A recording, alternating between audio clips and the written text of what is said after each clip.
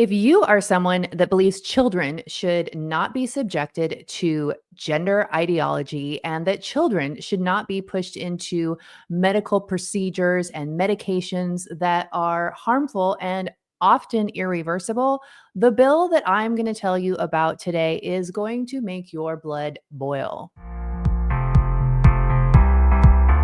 Hey everyone, I'm Julie Barrett, founder of Conservative Ladies of America, and I'm back with another bill of the day. Today, we are heading to Colorado, where they are hearing one of the worst LGBTQ, transgender, gender ideology bills that I have seen yet in my few years of activism.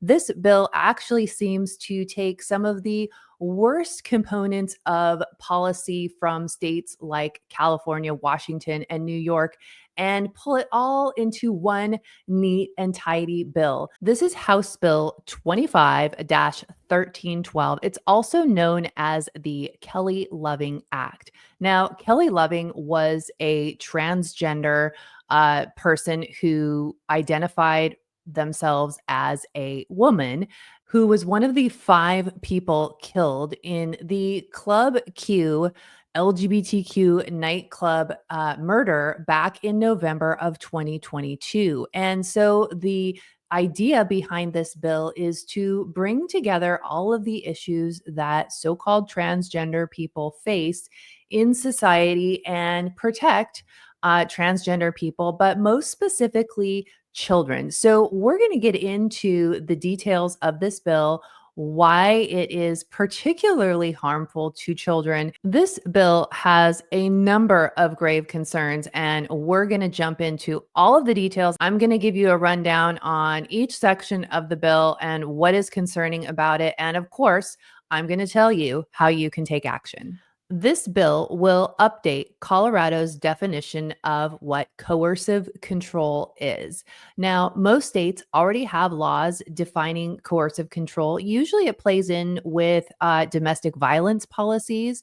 And in this case, under their coercive control definition, it would add in dead naming and misgendering. So if you are a parent who is calling your child by their given birth name or their pronouns that align with their actual gender, but your child identifies as something else, if you aren't going along with what the child is asking to be called, then this could be grounds for the courts to find you as an abusive parent, and it would allow the courts to use that information as a means of potentially taking away your rights and your custody of your child. Now, this is a huge concern for parents who believe that true gender affirming care is affirming the child in their biological gender and the way that they were born. Because as many studies have shown, most children who are gender confused,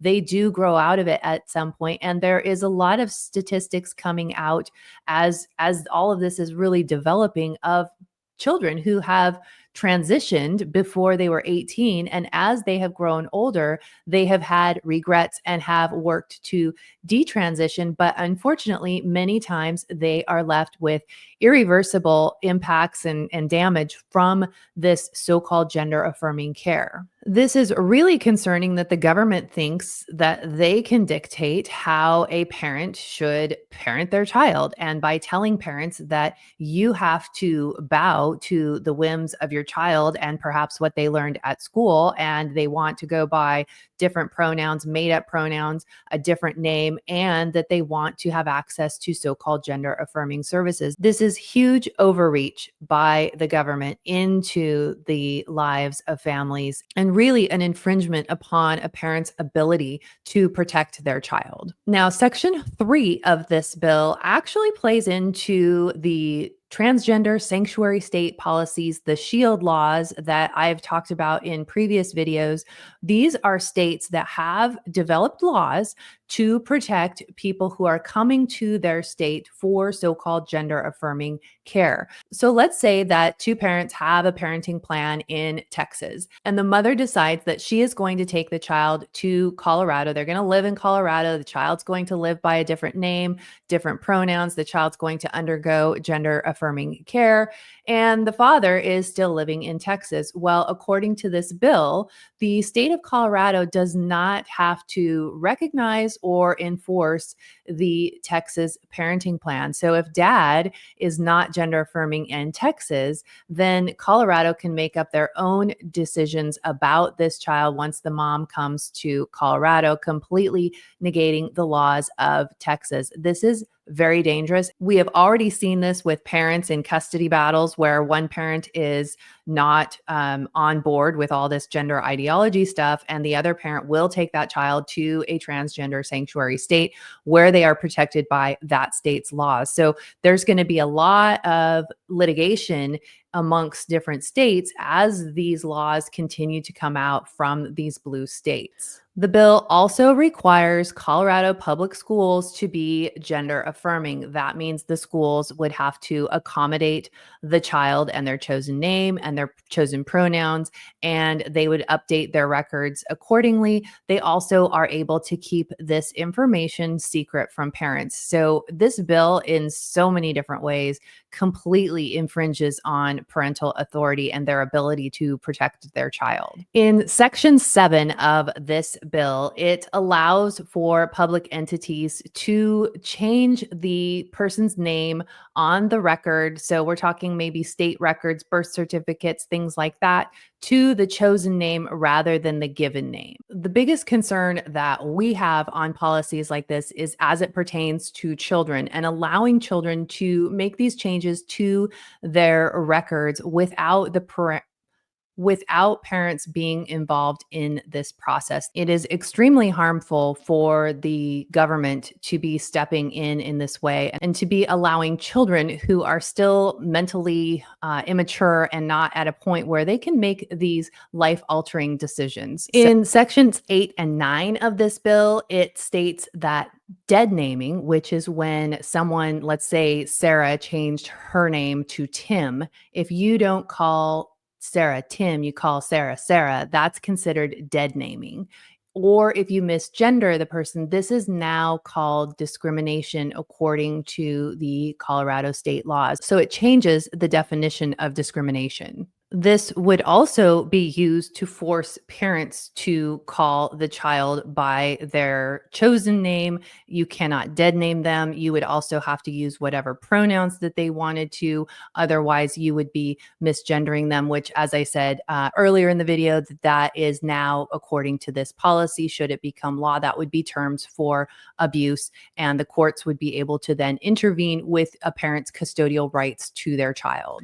So as you can see, this bill has a number of concerning aspects. I sort of feel like Colorado is taking a lot of different policies from states like Washington, California, as I mentioned before, and they're wrapping them all into one. This is an extremely dangerous policy. It passed out of the House on Sunday. They took a vote on Sunday. They called the House into session on Sunday to take a vote on this policy. Colorado, over the last couple of years, has passed several dangerous policies about gender stuff for children. This really brings them to the next level. It's like they're doing a hold my beer contest with the entire left coast. This is a very concerning bill. Now, what can you do? We always want to leave our videos with a call to action. So in the description below, I've got information for how you can reach out. If you are a Colorado citizen, you can reach out to your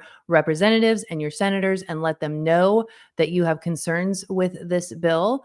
Ask them not to pass this bill. You can share this video far and wide. We need to make parents aware of these types of policies, because let me tell you, it is not just happening in blue states. We have some extremely concerning policies being proposed in many states that you would never guess. And so it's important that people all across the country, in red states, in blue states, start opening their eyes to see what policies are being passed that completely infringe upon a parent's right to protect their child.